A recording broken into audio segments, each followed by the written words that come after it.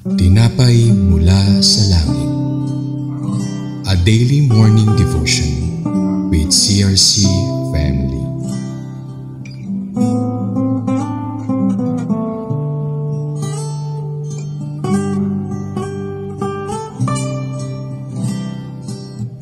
Sa mapagpalang umaga po sa inyong lahat. Ito pong yung lingkod Pastor Jess Gabe ng CRC Calamba Daughter Church na yung makakasama ngayong umagang ito sa programang Tinapay Mula sa Langit. Ang pang-araw-araw na bubulay-bulay natin ng salita ng Diyos. Ang ating pong paksa ngayong umagang ito ay part pa rin ng ating Joshua series at ang title po nito ay The Defeat of Hazor. At ito po ay matatagpuan sa Joshua chapter 11 verse 10 to 15. Ngunit bago po tayo magsimula, ay samahan niyo po muna po sa isang panalangin. Manalangin tayo. Ama naming Diyos na makapangyarihan sa lahat. Maraming salamat po sa panibagong buhay at pag-asa na pinagkaloob niyo po sa amin. Maraming salamat din po sa maagang biyaya na makaririnig kami ng inyong mga salita sa pamamagitan ng programang ito. Dalangin po namin na buksan niyo po ang aming mga puso't isipan upang maunawaan po namin ang nais niyong iparating sa amin ngayong umagang ito. Pagbulay-bulayan at may apply namin ito sa aming mga buhay. Ito po ang aming pagsama panalangin sa pangalan ng Panginoong Hesus. Amen. Basahin po natin ang Joshua chapter 11 verse 10 to 15. Pagkatapos bumalik ni Josue, sinakop ang Hazor at pinatay ang hari roon. Nang panahong iyon, ang Hazor ay kinikilalang pinakamakapangyarihang lungsod sa mga kahariang iyon. Sinunog ng mga Israelita ang lungsod at pinatay ang lahat ng taga roon. Walang itinira ni isa man.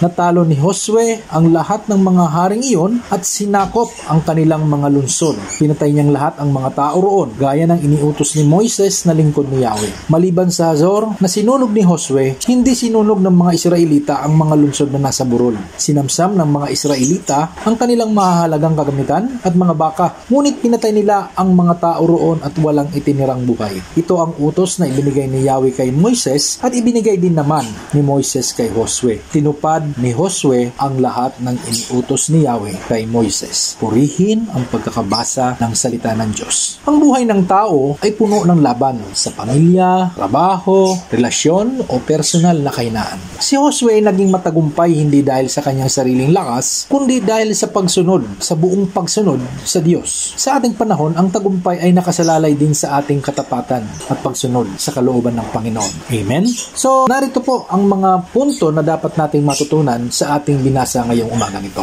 Unang punto, ang tagumpay ay galing sa Diyos at hindi sa tao. Yan po ay nasasabi doon sa verse 10 to 11. So, sinabi doon dito sa verse 10 to 11 na pagkatapos bumalik ni Josue, sinakop ang Hazor at pinatay ang hari roon. Nang panahong iyon, ang Hazor ay kinikilalang pinakamakapangyarihang lungsod sa mga kahariang iyon. Sinunog ng mga Israelita ang lungsod at pinatay ang lahat ng taga-roon at walang itinira ni isa man. So, makikita natin mga kapatid na kahit gaano katatag ang mga hari at mga lungsod, yung Hazor particularly, ay tinalo sila ni Josue dahil kasama ni Josue ang Diyos. So, matututunan natin dito na huwag tayong umasa sa sarili nating galing, sa ating sariling lakas, kundi dapat ilagay natin ang tiwala sa Diyos. Tiwala sa Diyos sa lahat ng laban ng buhay. Kaya nga sinabi sa Romans 8:31 di ba? Kung ang Diyos ay kakampi natin, sino pa laban sa atin? Okay? Unang punto. Pangalawang punto, lubos na pagsunod ang susi ng tagumpay. So makikita natin dito na hindi lumihis si Josue kahit sa maliit na detalye na inutos ng Diyos.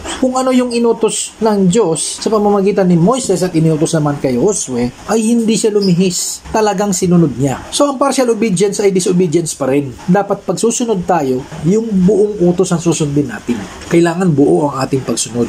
Kasi sinabi nga doon sa John, di ba? Kung ako'y talagang iniibig ninyo, dapat tutuparin ninyo yung aking mga utos. Hindi yung partial lang na inutos, kundi lahat ng inutos niya. Amen? Kaya dapat lubos na pagsunod. At dahil sa lubos na pagsunod ni Josue, nagtagumpay siya. Pangatlong punto, pag-iwas sa kompromiso. Nabanggit din yan sa verse 12 hanggang 13 ng ating binasa ngayong umagang ito. Diba? Anong sinabi sa verse 12 at 13? Natalo ni Josue ang lahat ng mga haring yan at sinakop ang lahat ng kanilang mga lungsod. Pinatay niyang lahat ng mga tao gaya ng inutos ni Moises na lingkod ni Yahweh. Hindi sinunog ng mga Israelita ang lahat ng lungsod na nasa burol. So, pag-iwas sa kompromiso.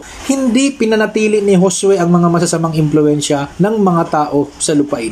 So talagang inubos lahat, pinatay lahat yung mga tao kasi ayaw niya ma-impluensyan eh. So bilang mga Kristiyano, hindi dapat tayo makipagkompromiso sa kasalanan o maling gawain. Kaya nga sinabi sa 2 Corinthians chapter 6 verse 17 na kaya lumabas kayo sa kanila at humiwalay kayo, sabi ng Panginoon. Aalis tayo kasi maaaring ma-impluensyahan tayo ng mga taong nakapaligid sa atin. Amen? At panghuli na punto, katapatan bilang lingkod ng Diyos. So, sa verse 15, sinabi dito, sa binasa natin, na ito ang utos na ibinigay ni Yahweh kay Moises at ibinigay naman ni Moises kay Josue. Tinupad ni Josue ang lahat ng inutos ni Yahweh. Tinupad lahat yun. Ginawa ni Josue ang lahat ng inutos kay Moises. Siya ay naging tapat na tagapamuno. Sa ating pagiging magulang o manggagawa o lingkod ng Diyos, kailangan natin ang katapatan ng anumang pinagkakatiwala sa atin. Kung ano yung pinagagawa sa atin, dapat susundin natin yun. Maging tapat tayo sa ating mga tungkulin. Diba? Kaya nga sinabi sa 1 Corinthians chapter 4, verse 2, bukod dito, hinihingi niya sa mga katiwala, dapat maging tapat. Dapat talaga maging tapat tayo sa ating mga sinumpaang tungkulin. Kasi kung hindi ka magiging tapat sa mga tungkulin natin, ay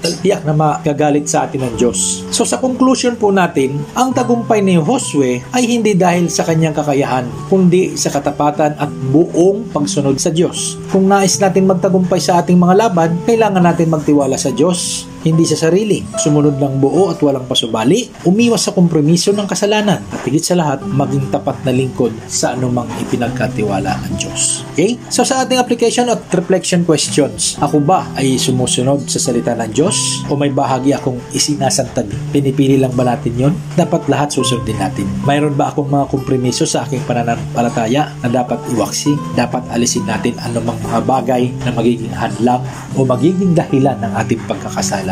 At sa aking tungkulin bilang mga magulang, manggagawa o lingkod, nakikita ba ang katapatan ko sa Diyos? Dapat makita sa atin ang pagiging tapat natin sa Diyos. Nang sa ganon ay malugod sa atin ang Diyos at tayo ay kanyang pagpalain. Sa Diyos po ang pinakamataas na papuri. Manalangin tayo. Ama naming Diyos na makapangyarihan sa lahat, maraming salamat po sa halimbawa ni Joshua bilang na buong pusong sumunod sa iyo. Turuan mo rin ako na huwag umasa sa aking sariling karunungan, kundi sa iyong kalooban. Bigyan mo po ako ng kalakasan na sundin ka kahit mahirap at pananampalatayang magtiwala na ang iyong plano ang laging pinakamainam. Nawa ang lahat ng aming mga pinagbulay-bulayan ay tumimo sa aming puso't isipan. Ma-apply namin ito sa aming mga buhay at maibahagi din naman namin sa iba.